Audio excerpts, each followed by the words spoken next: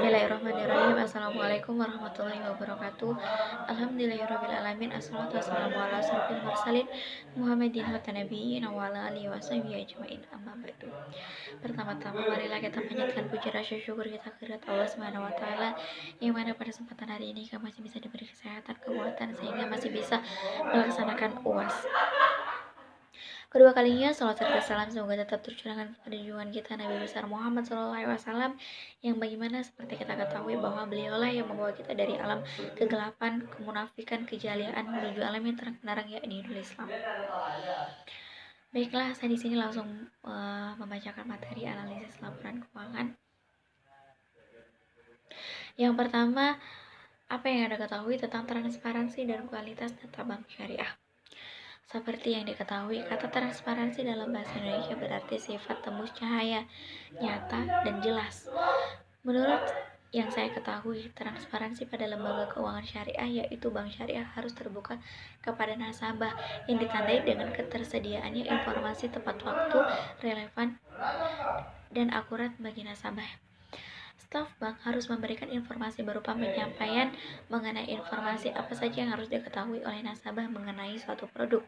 Informasi yang harus diketahui nasabah pada produk tidak hanya pada saat nasabah tersebut telah memilih untuk membeli atau mengikuti salah satu produknya, tetapi penyampaian informasi yang transparan harus secara jelas disampaikan oleh staf bank sebelum dilakukannya persetujuan pembelian atau keikutsertaan nasabah atas suatu produk.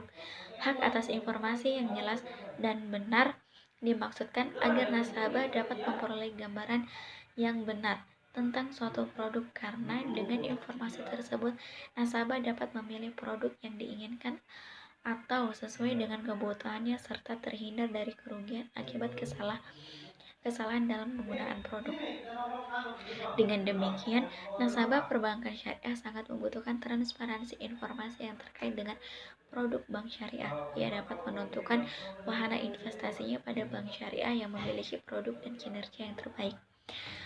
Sedangkan untuk kualitas data bank syariah yang saya ketahui yang diberikan kepada nasabah itu sudah sangat akurat karena tidak ada lagi data-data yang disembunyikannya untuk hal membeli atau mengikuti bank syariah, dan data-data nasabah sangat dijaga keamanannya oleh pihak bank itu sendiri, di mana fungsi dari perbankan yaitu sebagai lembaga kepercayaan yang sebagian besar dana yang dikelolanya dimiliki masyarakat.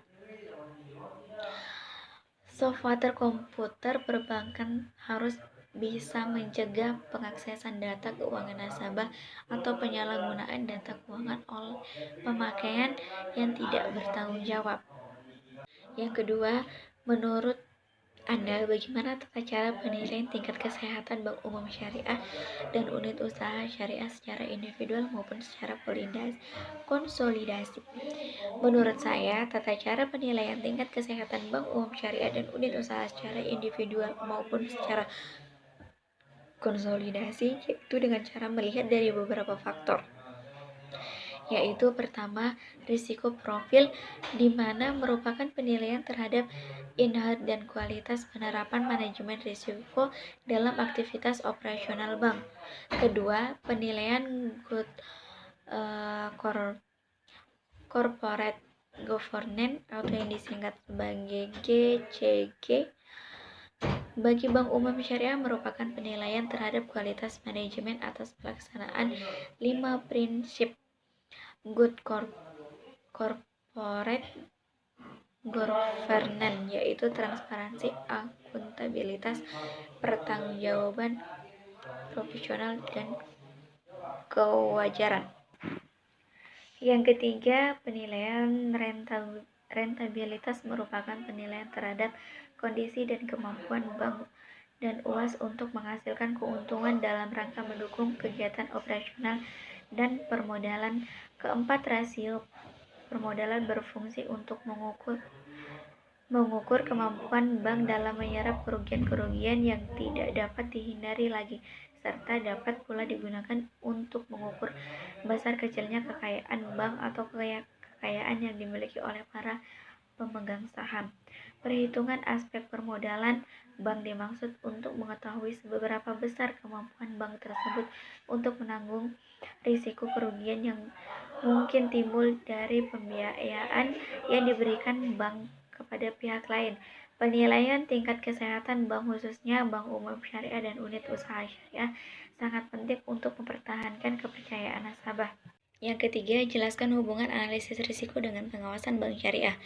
Hubungan antara analisis risiko dengan pengawasan syariah yaitu di mana tujuan utama dari analisis risiko perbankan adalah untuk menghasilkan satu set rekomendasi. Jika diterapkan dengan benar, hasilnya akan aman, sehat, dan berfungsi dengan benar perantara keuangannya. Sebuah tinjauan analisis biasanya terdiri dari review kondisi keuangan dan isu-isu spesifik yang berhubungan dengan risiko exposure dan manajemen risiko.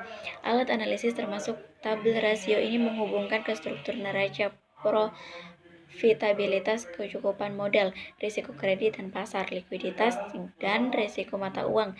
Mereka membentuk satu set rasio lengkap yang biasanya dikenal pengawasan offset. Secara umum, risiko perbankan dikategorikan dalam empat berikut. Yang pertama, risiko finansial, risiko operasional, risiko bisnis, dan risiko peristiwa. Risiko yang melekat dalam perbankan harus dikenali, dipantau, dan dikendalikan. Sedangkan untuk pengawasan syariah itu sendiri berdasarkan hasil dari review bank dan bank yang sedang berlangsung. Sebagai tambahan pengawasan yang efektif, faktor yang lain diperlukan untuk stabilitas sistem perbankan, sistem keuangan, dan pasar termasuk suara dan kebijakan ekonomi makro. Berkelanjutan, sektor keuangan yang berkembang dengan infrastruktur yang baik, disiplin pasar yang efektif, dan sektor jaringan pengamanan perbankan yang memadai. Suatu sistem perbankan setidaknya memiliki satu regulator dan satu otoritas pengawasan, supervisory authorities. Tetapi tempat, struktur, dan kekuatan penegakan dan tanggung jawab spesifik dari setiap otoritas berbeda-beda. Sistem pengawasan yang efektif meliputi dua aktivitas, yaitu pengawasan di luar tempat, offsite surveillance, dan pemeriksaan di tempat, on-site examination. Jadi, jelas bahwa hubungan antara analisis risiko dan pengawasan syariah yaitu analisis risiko sebagai alat untuk meminimalisir risiko-risiko yang akan terjadi, sedangkan pengawasan syariah sebagai alat untuk mengontrol setiap kegiatan bank syariah. Mungkin cukup sekian pemaparan materi dari saya, kurang dan lebihnya mohon dimaafkan. Saya akhiri dengan ucapan wabillahi taufiq wal hidayah. Assalamualaikum warahmatullahi wabarakatuh.